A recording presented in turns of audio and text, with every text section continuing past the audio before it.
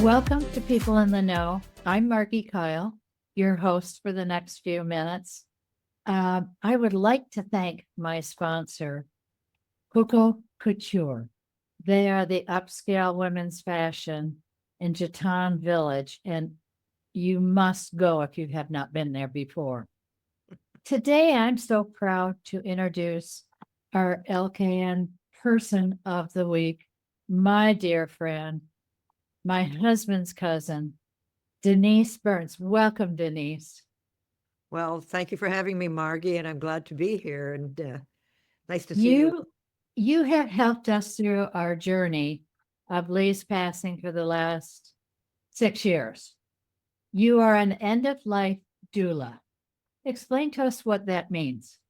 Well, an end of life doula, I guess probably the easiest way to explain it to people is think about a birth doula.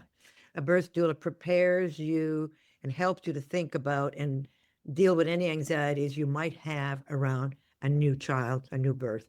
The end of life doula is the same, works in the same manner, but she works at the other end of the spectrum. So I help people to navigate their journey towards a very sort of a peaceful death and to relieve anxiety that might be in that dying process, not only with the patient or the client, but also with the family.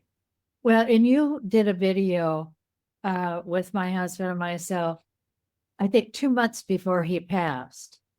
And I watched that all the time. It is so comforting because you really helped him prepare himself, and you helped me prepare myself and how I could help him. Yeah, that video, I guess in April of 2023, was a very moving video on many levels, in that both you and Lee had discussed dying, Yeah. and so you were you were mutually aligned in terms of his death. One thing I can say as an end of life doula is that that doesn't always happen. People and couples don't talk about it. So that was the biggest plus in that particular recording that came through. And also, Lee had very, very specific thoughts about end of life and how Yeah. he felt about dying. And that also came through on that video. So it was it was an uplifting video, I would say, because it gave you, I think, peace of mind, hope. And even though we were never prepared, because it was a couple of months later when Lee passed, we at least discussed, and you at least were aware of what was in front of you. That's what we said then. So I'm sort of tuning back in today with you, and because it's been 2 years, uh, I'm tuning in to sort of take the temperature, so to speak, because I know you felt confident about being able to deal with this, and you did, and you celebrated his life. However, what are some of the experiences and feelings that you've had over these last 2 years? Well, I think the first year is like a blur. You know, I just went through the motion. Christmas came and went, birthdays came and went, and you feel very lonely, but it didn't really sink in until the second year. And then all of a sudden it was real. I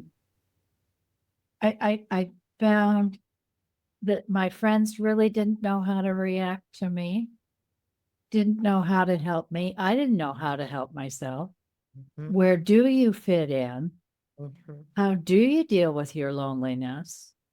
And I know the very last thing my husband said to me was, I want you to get out there and make a change in this world because you will do it. And I did. I got a radio show, I think 2 months after he had passed, and I was doing the podcast. I rejoined Rotary. I got very active in my community again, which is wonderful. But when you come home at night, Yeah.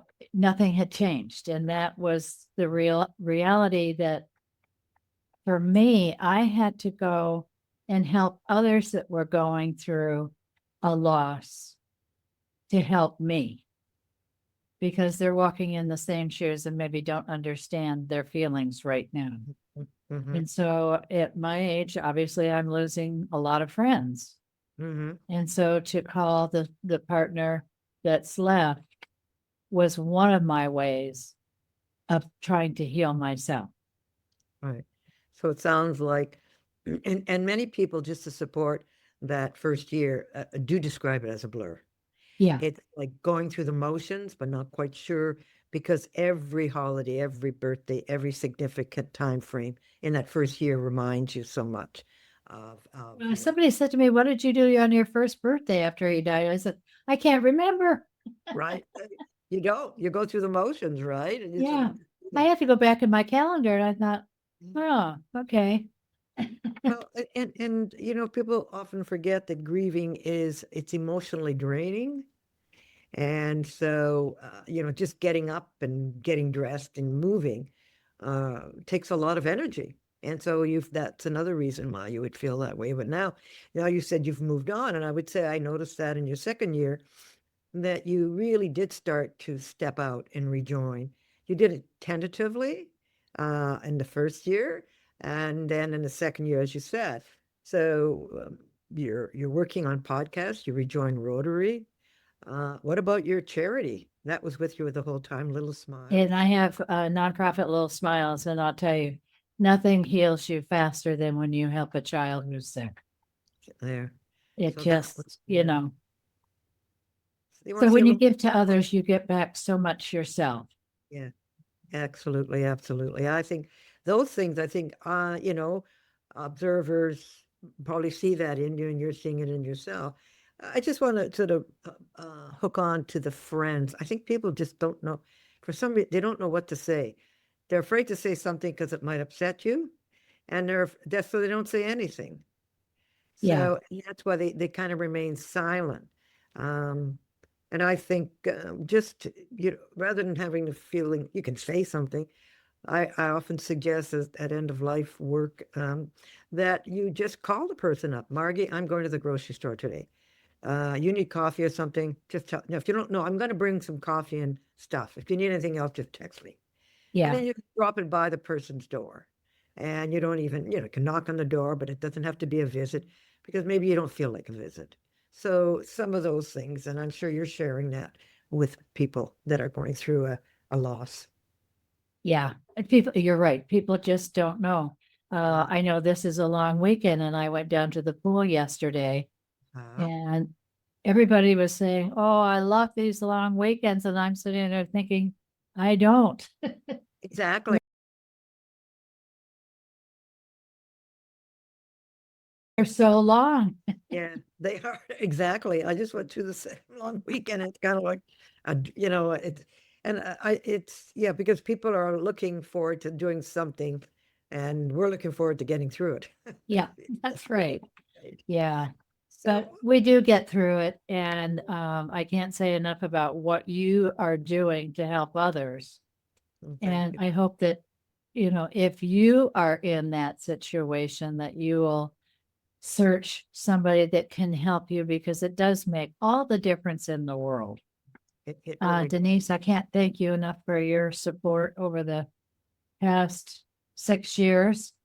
And I would be very remiss if I didn't thank my sponsor, Candace Bongiovanni. I love your last name. It's musical.